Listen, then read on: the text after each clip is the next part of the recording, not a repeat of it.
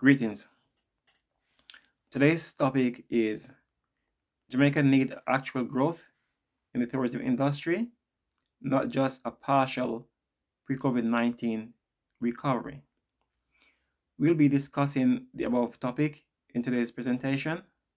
First, I'm making a request for you to support this channel by subscribing, liking, and sharing today's video. Also, feel free to take part in any discussions below. Today's subject for discussions are 1. Rice and peace political campaigns in Jamaica need to stop. 2. Both the government and the opposition need to start debating policies, not poli-tricks. 3.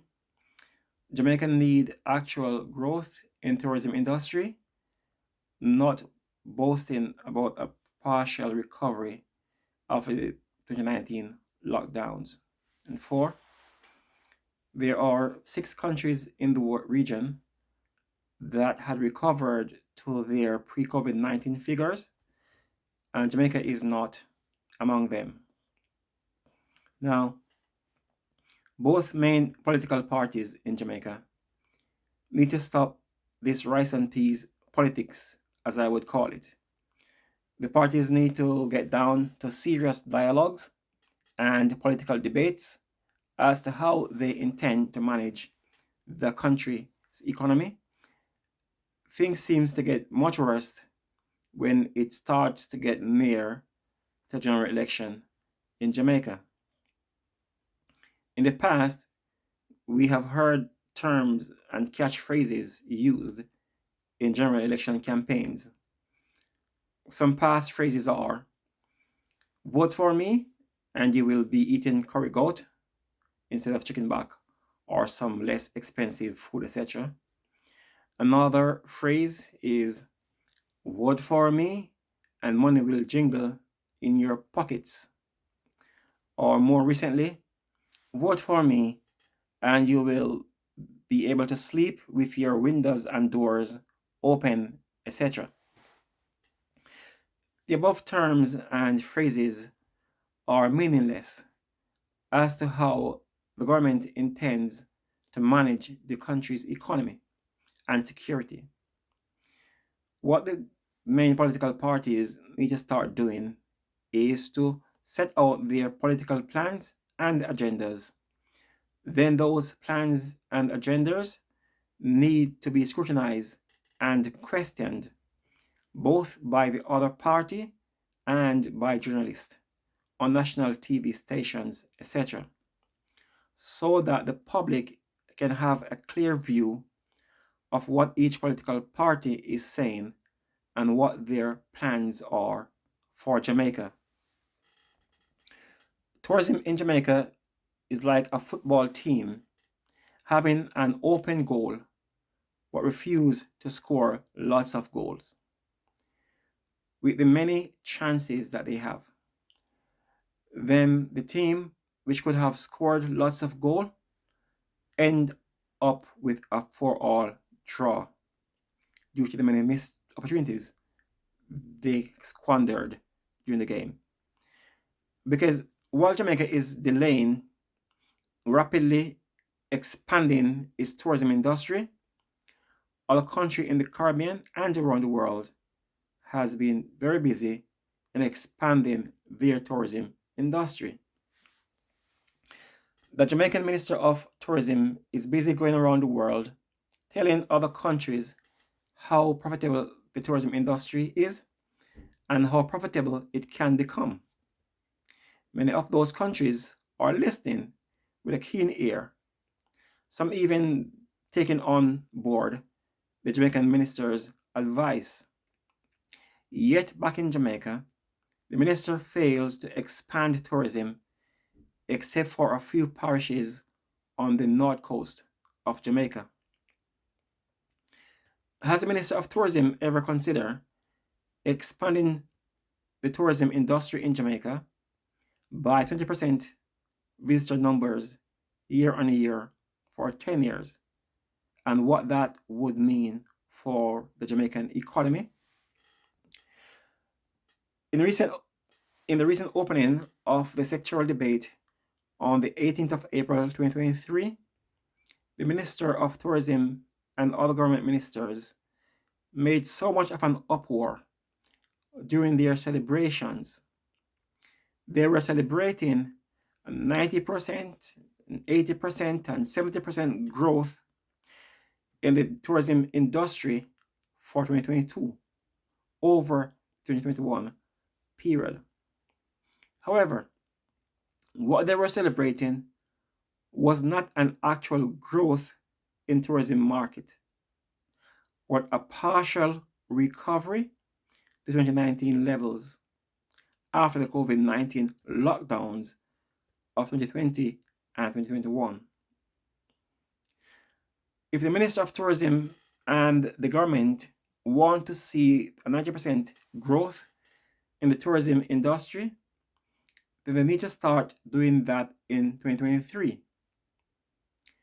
The country did not recover the 2019 number of visitors in 2022, though the actual income from tourism in 2022 was marginally higher than that of 2019.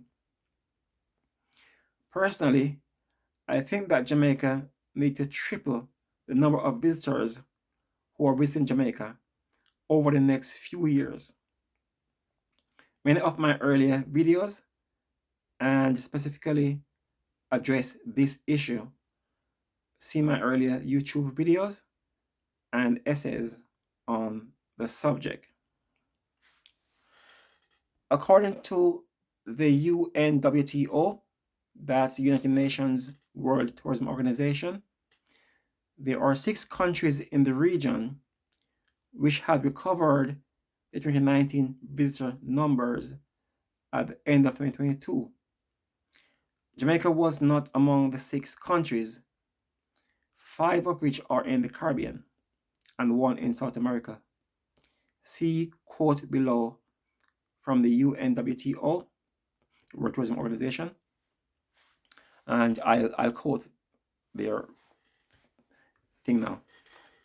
Quote, the US Virgin Islands already surpassed by 27% its tourism performances of 2019, but also St. Martin Islands, the Dominican Republic, Curacao, and Aruba were among the best performing destinations located in the Caribbean. While Aruba experienced a slight decline of 3% compared to 2019, all the other islands in the region recorded growth rates between 6% and 15% over 2019 results, unquote. Hence, there are 5 named countries above, which is in the Caribbean, that had recovered their pre-COVID numbers in 2022. There were some other small islands as well that had recovered their numbers. Aruba did well, though they were 3% below the 2019 number of visitors, according to the report. Note how the UNWTO compared 2022 against 2019 figures. They did not compare it against the lockdown years of 2021 and 2022. The report also stated that the South American country of Colombia had surpassed the 2019 figures as well, though most South American countries did not fully recover in 2022. See quotation below. Quote, however, Colombia was on an exception with arrival above its pre-pandemic levels by 5%, unquote. It's time that the Jamaican politicians from both political parties stop dumbing down the Jamaican people The middle class in Jamaica know what's going on, but they just play along for one reason or another. Though there are many young professionals who are crying out for change now, they are also coming up with solutions on how to fix the Jamaican economy, but their voices seems to be ignored.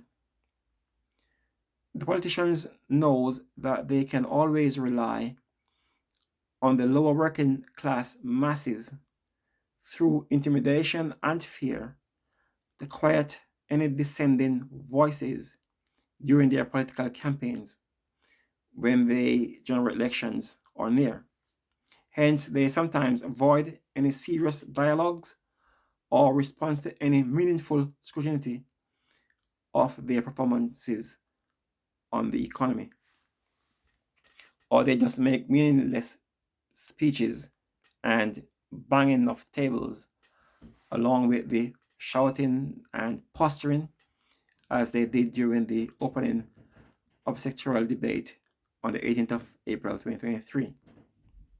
See my previous and subsequent videos on growing the tourism industry by 20% visitor numbers each year between now and 2030.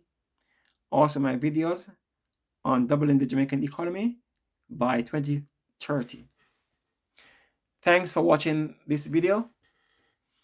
To support this channel, please share and subscribe and leave your comments below. God bless you. God bless our Prime Minister and the Jamaican Parliament, and God bless Jamaica. Until my next video, peace.